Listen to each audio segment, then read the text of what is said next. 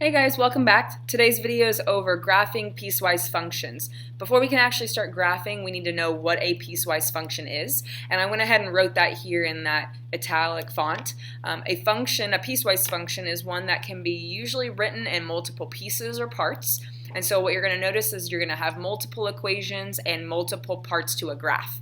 All right, and this is just an example of a common application for piecewise functions. It says you want to sell t-shirts for a fundraiser. The company starts by charging you $10 per shirt for the first 75 t-shirts you buy, and then it says after the first 75 t-shirts, if you purchase up to 150, those will cost you $7.50 per shirt. So they've lowered it.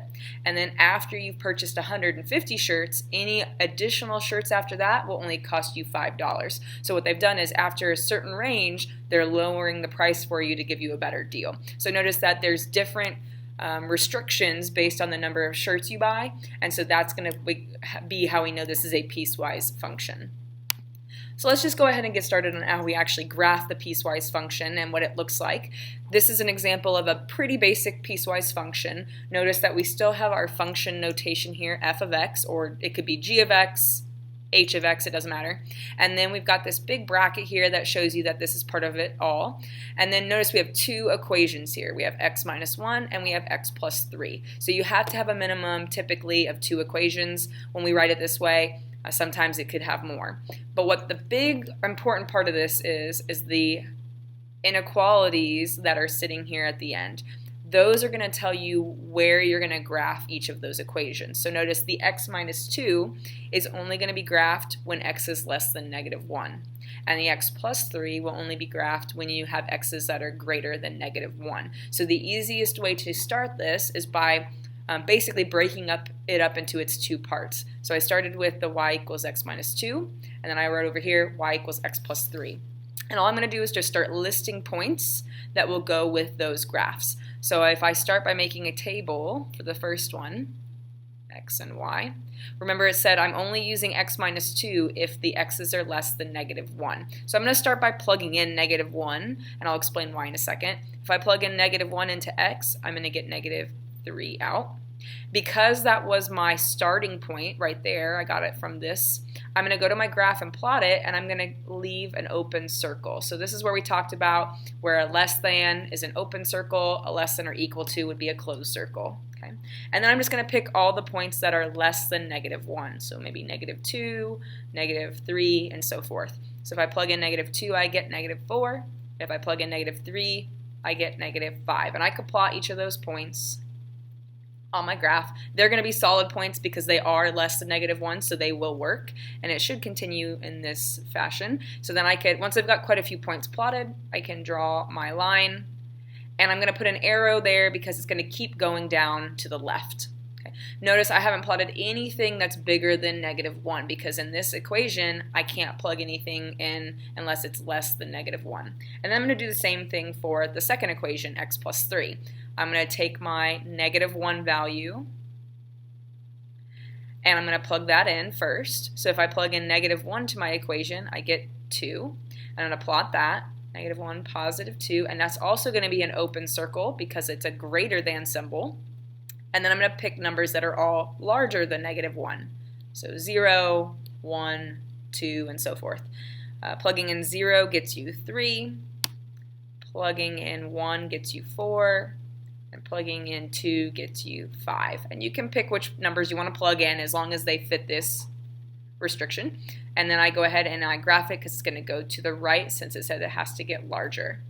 And then there is my piecewise graph. So really it's just a matter of plugging in points, and then you just have to know which direction you plot those points and which way your arrow is going to go. Okay. So notice as I'm going to the left, it's going to be using the blue line, and then once I get to negative 1 for my x value, I have to jump up to the green line and then continue to the right. If I was going to ask you for the domain of this equation, or this piecewise function, notice that left, as I go to the left, it keeps going down to negative infinity. Okay.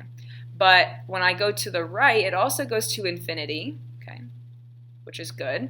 The difference is here we have two open circles, and they're not connected. So that means that it goes from negative infinity to positive infinity, except when x is equal to -1, because -1 didn't work in either equation. So if there's an open circle, you have to make sure that you write that it's except that. And then the range, this one's a little different because the lowest my graph goes is -infinity. And then as I'm following it up, it stops at -3, okay? But then it does this little jump, okay? So it goes from -3, next thing I know, I'm up at +2. So the way we write that is a little u, okay? So we're skipping, and we pick up at +2, and then we go all the way to infinity. So if you're going to go on into pre-calc or calculus, you'll probably see it written this way, and you want to write it this way if there's going to be a gap in between those two parts of the graph, because that means nothing in between here works. So if you have questions on the way we write the domain and range for that one, please let me know. This last example is just practice taking information and writing a piecewise function and then going ahead and graphing it. So it says you have a summer job that pays you $7 per hour for the first 40 hours, and then over 40 hours you receive 1.5 times your hourly rate. They want you to write a piecewise function that represents these different scenarios and how much you'd earn, and then we're going to go ahead and graph it. So I always start off with f of x equals, and then I'm going to do my little bracket here, and we'll start off with the easy part, which is the $7 per hour for the first 40 hours. X in this case is your number of hours. And so we'll just go ahead and write that you earn $7 per hour. And where you use the 40 is in your inequality. So this is going to be your equation if you work from 0 hours all the way up to 40 hours. So x has to be from 0 to 40. Okay? The harder part is the second part where it says once you're over the 40 hours, now you start earning 1.5 times your hourly rate. So this is important. So to write that out, we know we've already earned $7 for the 40 hours we worked. Okay, so that you've already earned, and that's going to be $280. So we've already earned that, in addition to now what we earn when we work over the 40 hours. So to do that, we have to figure out what's our new hourly rate, and that is just going to be 1.5 times 7, which will get us now that we earn $10.50 per hour. Okay, so I'm going to have $10.50 times the extra hours over 40. So this will be the number of hours we worked minus 40, because we just want to know how many extra hours we're working. That's very important. And this will only work when our x is greater than 40 hours. Okay. If you have any questions about how I came up with that second equation, make sure you ask me in class. But now that we have our equation, we just have to go ahead and graph it. So the first one, 0 to 40, so if I write this out like I did before, I could plug in anything for my x's and y's from 0 to 40. So 0, if I plug that in, it's going to give me a 0. If I plug in 20 here, 20 hours, I'm going to get $140. And if I plug in 40 hours, that's my highest value, then I'm going to end up with $280. So I could go ahead and plot those if I wanted. So there's my 20 hours, and then my 40 hours is up here. Okay, so I'm going to connect those. And then I'm going to switch to my second equation. So this one right here, I can start plugging in. We know when I work 40 hours, I start at $280, but now I want to pick higher values. So maybe when my x's are, let's see, 60 hours. So I could plug 60 into my blue equation and see what we get. So remember, PEMDAS says parentheses first, then times that 10.5, and then add 280. You're going to get $490. So I could go to where 60 and then go up to 490. And then I could go all the way up. In this case, I could go up to, if I worked 90 hours in a week, or maybe let's say 80 hours in a week, I could plug that in and just do that calculation. So for 80 hours, I would have earned $700. So go to 80. And let's see, make sure I got this. 30, 40, 50, 60, 70.